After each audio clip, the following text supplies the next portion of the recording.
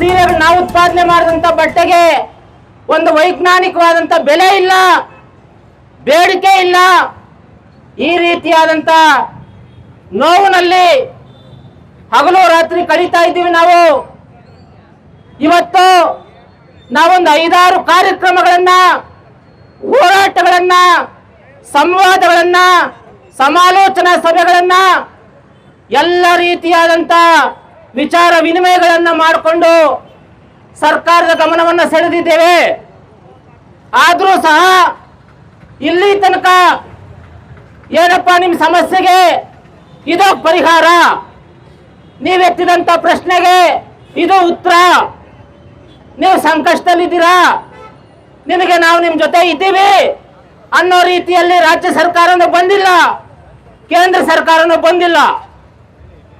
ಸರ್ಕಾರಗಳು ಅಂತ ಹೇಳುವಾಗ ದಯವಿಟ್ಟು ಪಾರ್ಟಿಗಳು ಅಂತ ತಿಳ್ಕೋಬೇಡಿ. ಸರ್ಕಾರನೇ, ಅದ್ಯಾವುದೇ ಸರ್ಕಾರ ಆದ್ರೂ ಜನವಿರೋಧಿಯಾದಂತ ಧೋರಣೆ ಅನುಭವಿಸ್ತಾನೋ ಧಿಕ್ಕಾರ ಆಗ್ತೀವಿ, ಅದ್ಯಾವುದೇ ಸರ್ಕಾರ ಆದ್ರೂ ಜನಪರವಾಗಿ ನಡ್ಕೊಂಡ್ರೆ ಜೈಕಾರ ಆಗ್ತೀವಿ. ಯಾರು ಆ ರೀತಿ ಭಾವಿಸ್ಬೇಡಿ. ರಾಜ್ಯ ಮತ್ತು ಕೇಂದ್ರ ಸರ್ಕಾರಗಳು ಬರಬೇಕು. ನಮ್ಮ ಕಾರ್ಯಗಳು ಬಂದಿದ್ರು, ಅವರ ಗಮನಕ್ಕೆ ನಾವು ತರಲಿಕ್ಕೆ ಸಾಧ್ಯ ಆಗಿದೆ. ಜವಳಿ ಮಂತ್ರಿಗಳನ್ನ ವಿಧಾನಸೌಧಕ್ಕೆ ಹೋಗಿ ಭೇಟಿ ಮಾಡಿ ಅವರಿಗೆ ನಮ್ಮ ಎಲ್ಲ ಕಷ್ಟಗಳನ್ನ ಹೇಳ್ಕೊಂಡಿದ್ದೀವಿ. ಅವರು ನಿಜವಾಗ್ಲೂ ನಮ್ಮ ಸ್ಪಂದಿಸೋದೇ ಆಗಿದ್ದಿದ್ರೆ, ನಮ್ಮ ಮನವಿಯನ್ನು ಅವ್ರು ಆಲಿಸಿದ್ದೇ ಗ್ಯಾರಂಟಿ ಆಗಿದ್ದಿದ್ರೆ, ನಮ್ಮ ಕಡೆ ಅವ್ರಿಗೇನಾದ್ರೂ ಗಮನ ಇದ್ದಿದ್ದಿದ್ರೆ, ಮೊನ್ನೆ ನಡೆದಂತ ಬೆಳಗಾವಿ ಅಧಿವೇಶನದಲ್ಲಿ ಜವಳಿ ಸಚಿವರು ಮಾತಾಡಬೇಕಾಗಿತ್ತು, ಮಾತಾಡಲಿಲ್ಲ. ನಮ್ಮ ಶಾಸಕರು ಸಹ ಮಾತಾಡಲಿಲ್ಲ. ನಾವು ನೇರವಾಗಿ ಹೇಳ್ತಾ ಇದ್ದೀವಿ, ನಮ್ಮ ಶಾಸಕರು ಸಹ ಮೊನ್ನೆ ಬೆಳಗಾವಿ ಅಧಿವೇಶನದಲ್ಲಿ ಮಾತಾಡಲಿಲ್ಲ. ಜವಳಿ ಮಂತ್ರಿಗಳಿಗೆ ನಮ್ಮ ಕಷ್ಟ ಎಲ್ಲ ಹೇಳ್ಕೊಂಡಿದ್ದೀವಿ, ಅವರು ಸಹ ಅದ್ರ ಬಗ್ಗೆ ಪ್ರಸ್ತಾಪ ಮಾಡಲಿಲ್ಲ. ಮೊನ್ನೆ ಜವಳಿ ಅಧಿಕಾರಿಗಳು ಹೇಳ್ತಾರೆ, ಕಮಿಷನರ್ ಅವರು ಒಂದು ಪ್ರಶ್ನೆ ಹಾಕಿದ್ದಾರೆ, ನಿಮ್ದು ಒಂದು ಪ್ರಶ್ನೆ ಬರ್ಬೋದು ಅಂತೇಳಿ, ಅದು ಸಹ ಬಂದಿಲ್ಲ. ಅಂದ್ರೆ ಅರ್ಥ ಏನ್ ಗೊತ್ತಾ?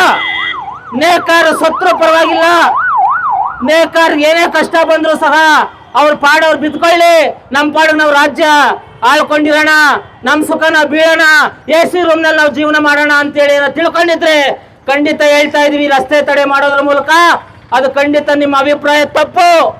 ನಾವು ಹೇಳ್ತಾ ಇದ್ದೀವಿ, ನಾವು ಎಂಥದ್ದೇ ಹೋರಾಟಕ್ಕೆ ಸಿದ್ಧವಾಗಿದ್ದೀವಿ. ಇದು ಸಾಂಕೇತಿಕ ಪ್ರತಿಭಟನೆ, ಇದು ಸಾಂಕೇತಿಕ ಪ್ರತಿಭಟನೆ. ನಮ್ಮ ಊರಿನಲ್ಲಿರುವಂತ 20,000 ಮಕ್ಕಳನ್ನು ನಿಲ್ಲಿಸಿ ಇದೇ 5ನೇ ತಾರೀಕು, ಜನವರಿ 5ನೇ ತಾರೀಕು ನಾವು ಬಂದ್ಗೆ ಕರೆ ಕೊಟ್ಟಿದ್ದೇವೆ. ಇಡೀ ದೊಡ್ಡಬಳ್ಳಾಪುರ ಬಂದನ್ನು ಮಾಡ್ತಾ ಇದ್ದೇವೆ. ದೊಡ್ಡಬಳ್ಳಾಪುರ ಬಂದ್ ಮಾಡೋದ್ರ ಜೊತೆಗೆ ಎಲ್ಲ ವಹಿವಾಟುಗಳನ್ನು ನಿಲ್ಲಿಸಿ, ನೇಯ್ಗೆ ಉದ್ಯಮ ನಿಲ್ಲಿಸಿ, ಸಂಪೂರ್ಣವಾದಂತ ಬಂದ್ಗೆ ನಮ್ಮ ಊರಿನ ಎಲ್ಲರನ್ನ ನಾವು ಬೆಂಬಲವನ್ನ ಕೋರ್ತಾ ಇದ್ದೀವಿ ಈ ಮೂಲಕ. ಅದರ ಜೊತೆಯಲ್ಲಿ ನಮ್ಮ ರಾಜ್ಯದ ಎಲ್ಲೆಲ್ಲಿ ನೇಯ್ಗೆ ಉದ್ಯಮ ಇದೆಯಲ್ಲ, ಅವರೆಲ್ಲರೂ ಸಹ ತಾಲೂಕು ಕಚೇರಿಗಳಿಗೆ ಹೋಗಿ ನಮ್ಮ ನೇಯ್ಗೆ ಉದ್ಯಮ ಸಂಕಷ್ಟದಲ್ಲಿದೆ, ನಮ್ಮ ಬೇಡಿಕೆಗಳ ಮನವಿ ಪತ್ರವನ್ನ ನೀವು ಕೊಡಬೇಕು ಅಂತ ನಾವು ಮಾತಾಡಿದೀವಿ. ಅದನ್ನು ಸಹ ಅವ್ರು ಮಾಡ್ತಾ ಇದ್ದಾರೆ. 5ನೇ ತಾರೀಕು ಬಂದನ್ನು ಯಶಸ್ವಿ ಮಾಡೋದಕ್ಕೂ ಮೊದಲು ನಾವಿಲ್ಲಿ ರಸ್ತೆ ತಡೆಯನ್ನ ಮಾಡಿ ಸರ್ಕಾರಕ್ಕೆ ಎಚ್ಚರಿಕೆಯನ್ನು ಕೊಡಬೇಕು ಅಂತ ಬಂದಿದ್ದೇವೆ. ಮಾಧ್ಯಮಗಳ ಮೂಲಕ 5ನೇ ತಾರೀಕು ಬಂದು ಪ್ರಚಾರ ಆಗಬೇಕು ಅನ್ನೋ ದೃಷ್ಟಿಯಿಂದ ಹೇಳ್ತಾ ಇದ್ದೀವಿ. ಯಾಕೆಂದ್ರೆ ನಾವು ಸಮಾಲೋಚನಾ ಸಭೆಯಲ್ಲಿ ಈ ತಿಂಗಳ ಅಂತ್ಯದಲ್ಲಿ ಬಂದ್ ಮಾಡ್ತೀವಿ ಅಂತ ಹೇಳಿದ್ವಿ. ಅದರ ದಿನಾಂಕವನ್ನ ನಾವು ಬದಲಾಯಿಸಿಕೊಂಡಿದ್ದೀವಿ. ಅದನ್ನ ನಾವು ಮಾಧ್ಯಮಗಳ ಮೂಲಕ ನಮ್ಮ ನೇಕಾರರಿಗೆ, ನಮ್ಮ ಸಾರ್ವಜನಿಕರಿಗೆ ತಿಳಿಸಿ ಅವರ ಬೆಂಬಲವನ್ನ ಕೋರ್ತಾ ಇದ್ದೀವಿ. ಉದ್ಯಮ ಸಂಕಷ್ಟದಲ್ಲಿದೆ, ಊರಿಗೆ ಬೆಂಕಿ ಬಿದ್ದಿದೆ, ಅದನ್ನ ಆರಿಸ್ಲಿಕ್ಕೆ ಸರ್ಕಾರ ಬರಲೇಬೇಕು, ನಮ್ಮ ಕಷ್ಟ ಕೇಳಲಿಕ್ಕೆ ಸರ್ಕಾರ ಬರಲೇಬೇಕು. ನಾವು ಹೇಳ್ತಾ ಇದ್ದೀವಿ, ಇದಕ್ಕೊಂದು ತಕ್ಷಣದ ಪರಿಹಾರ. ಯಾರು ತೆಲಂಗಾಣದಲ್ಲಿ 1 ಕೋಟಿ ಸೀರೆಯನ್ನು ಖರೀದಿ ಮಾಡ್ತಾರೆ, ತಮಿಳುನಾಡಿನಲ್ಲಿ 3 ಕೋಟಿ ಪಂಚೆಯನ್ನು ಖರೀದಿ ಮಾಡಿ ಯಾರಿಗೆ ಬಡವರಿಗೆಲ್ಲ ಹಂಚ್ತಾರಲ್ಲ, ಅದೇ ರೀತಿಯಲ್ಲಿ ನೀವು ಕರ್ನಾಟಕ ಸರ್ಕಾರನು ಸಹ ದೊಡ್ಡಬಳ್ಳಾಪುರದಲ್ಲಿ ಸಂಕಷ್ಟದಲ್ಲಿರುವಂತ ನೇಕಾರರ ಬಟ್ಟೆಯನ್ನು ನೀವು ಖರೀದಿ ಮಾಡಬೇಕು. ಬೆಂಬಲ ಬೆಲೆ, ನ್ಯಾಯಯುತವಾದ ಬೆಲೆ, ವೈಜ್ಞಾನಿಕವಾದ ಬೆಲೆಗೆ ನೀವು ಖರೀದಿ ಮಾಡಬೇಕು. ಅದನ್ನ ನೀವು BPL ಕಾರ್ಡ್ ಹಂಚ್ತಿರೋ, ಯಾವ ರೀತಿ ಹಂಚ್ತಿರೋ ಗೊತ್ತಿಲ್ಲ. ನಿಮ್ಮ ಸರ್ಕಾರಕ್ಕೆ ಒಳ್ಳೆ ಹೆಸರು ಬರುತ್ತೆ. ಈ ಕೆಲಸ ಮಾಡಿದ್ರೆ ನಮ್ಮ ನೇಯ್ಗೆ ಉದ್ಯಮ ಉಳಿಯುತ್ತೆ. ಈ ಉದ್ಯಮದಲ್ಲಿರುವಂತ ಲಕ್ಷಾಂತರ ಜನ ನೇಕಾರರು ಉಳಿತಾರೆ.